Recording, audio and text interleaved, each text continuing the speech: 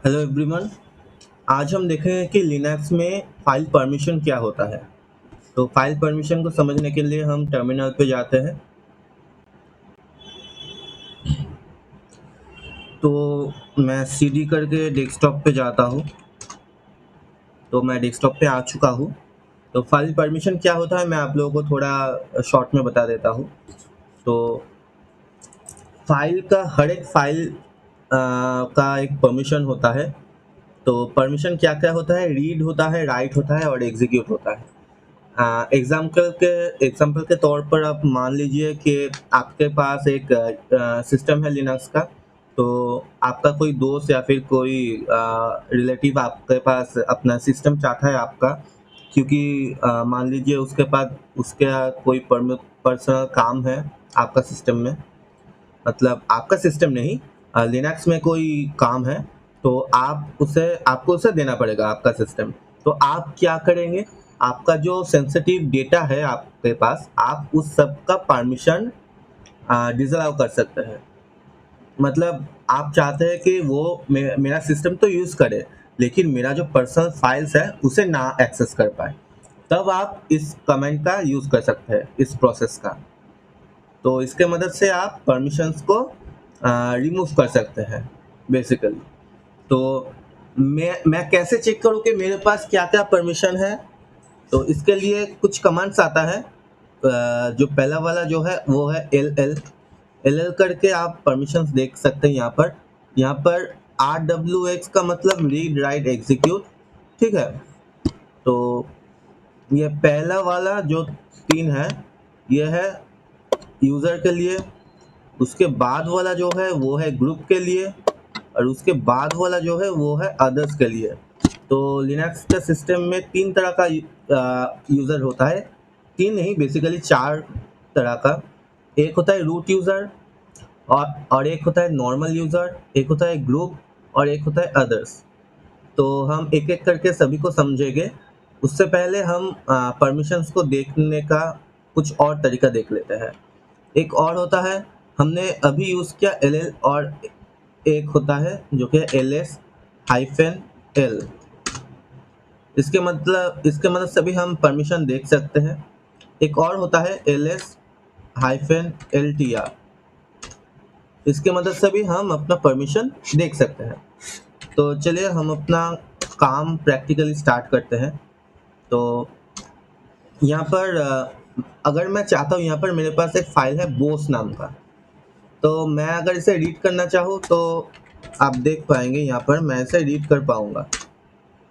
यहाँ पर क्या आ रहा है, हेलो। मैंने कैट कमांड से देखा, यहाँ पर कंटेंट क्या है, हेलो। अगर मैं इसे थोड़ा एडिट करना चाहूँ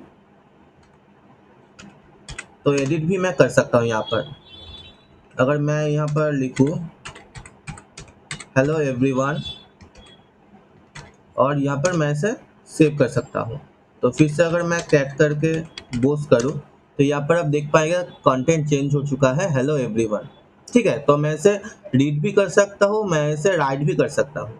तो अगर मुझे इसका परमिशन चेंज करना चाहता हूँ, अगर मैं, तो मैं क्या करूँ, इसके लिए कमेंट आएगा chmod, और उसके बाद u माइनस, और जो भी परमिशन आप हटाना चाहते हैं। सपोज मैं रीड का परमिशन हटाना चाहता हूँ, कौन सा फाइल का, बोस का।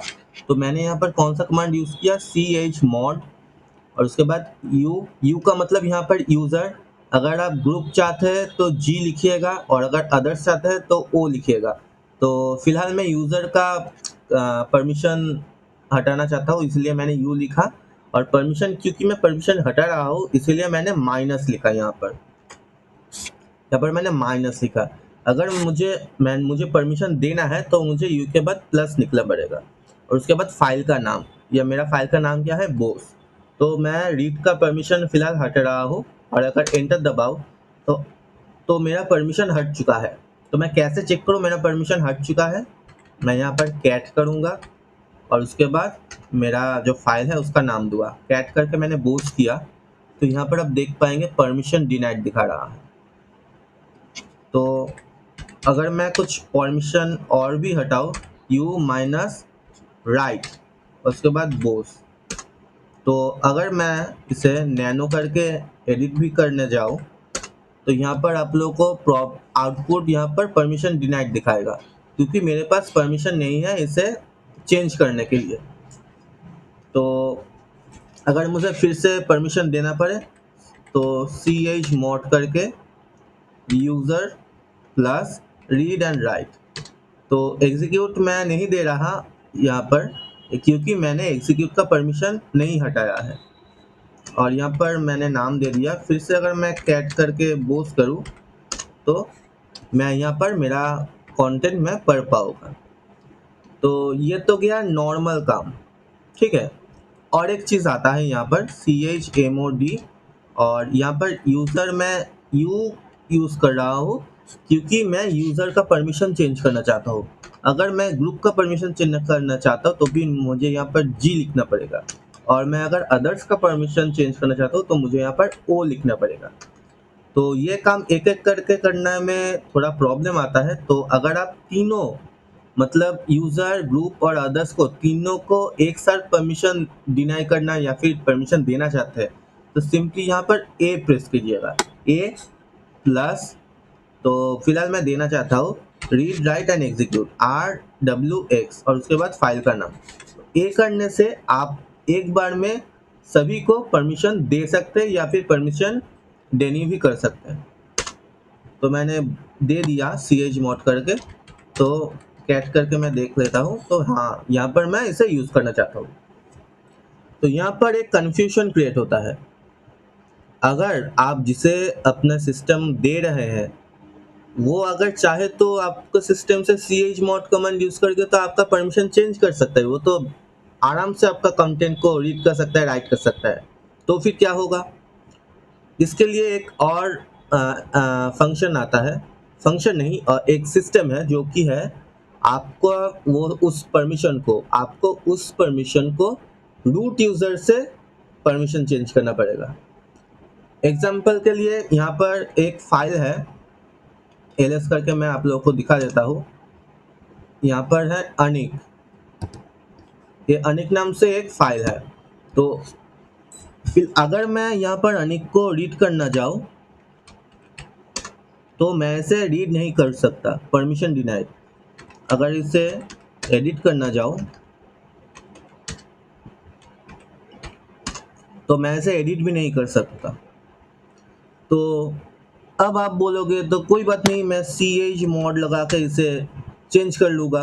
chmod लगाया, यू लगाया प्लस रीड राइट एग्जीक्यूट और उसके बाद फाइल का नाम दे दिया, हो गया मेरा काम। तो मैं ये तो कोई भी कर सकता है। तो अगर मैं एंटर दबाऊँ तो यहाँ पर क्या आता है, changing permissions of unique operation not permitted.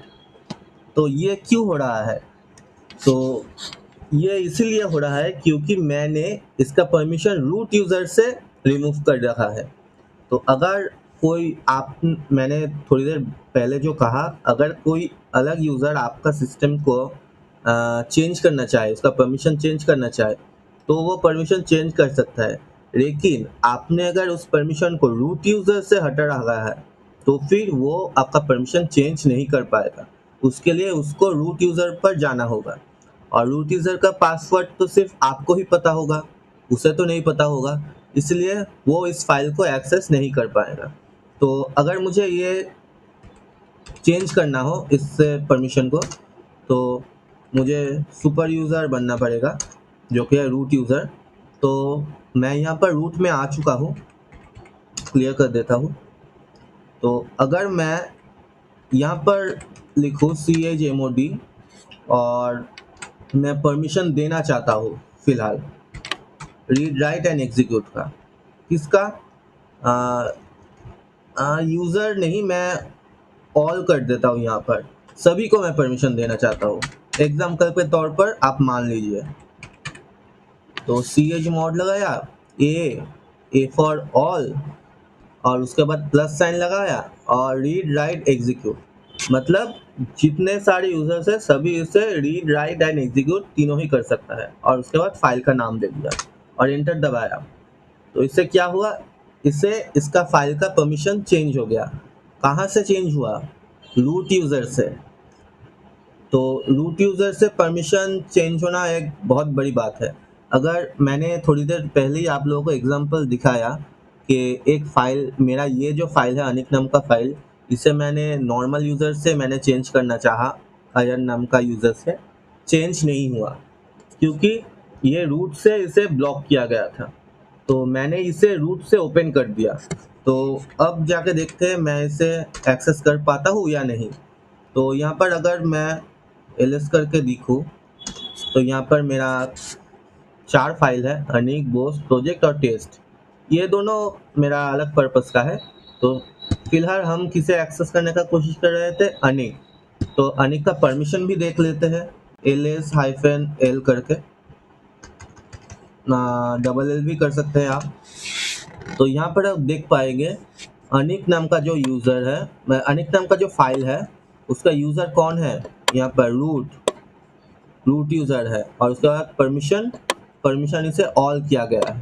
तो अभी मैं अगर कैट करके अनिक को रीड करना चाहूँ तो मैं यहाँ पर रीड कर पाऊँगा, welcome to Sunshine Tech Support. यहाँ पर आप देख सकते हैं। अगर मैं इसे नैनो करके भी एडिट करना चाहूँ इसका कंटेंट तो मैं वो भी कर पाऊँगा यहाँ पर। तो ये था कुछ बेसिक काम chmod का। एक और चीज़ भी होता है परमिशन चेंज करने के लिए, वो है न्यूमेरिकली आप उसका परमिशन चेंज कर सकते हैं। तो ये मैं इस वीडियो में नहीं बताऊंगा, ये मैं अगली कोई और वीडियो में बताऊंगा। तो आई होप मैंने परमिशन का ऑलमोस्ट ऑल स्टेप ही आप लोगों को बता दिया होगा। अगर कोई स्टेप मिस जाए तो मैं अगले वीडियो में ज़रूर उसे ऐड कर लूँगा। तो आई होप आप लोगों को नॉर्मल यूज़र और रूट यूज़र का बारे में आप लोगों को क्लियर हो गया होगा, और रीड राइट एंड एग्जीक्यूट का परमिशन क्या होता है, कैसे उसे रिमूव करता है और कैसे उसे ऐड किया जाता है। आई होप आप लोगों को ये क्लियर हो गया होगा। अगर आप लोगों को कोई प्रॉब्लम आए तो फिर आप मुझसे कांटेक्ट कर सकते हैं या फिर मेरा कमेंट सेक्शन में आप बता सकते हैं, मैं ज़रूर उसे सॉल्व करने का कोशिश करूँगा। आज के लिए इतना ही, मिलते हैं नेक्स्ट वीडियो में।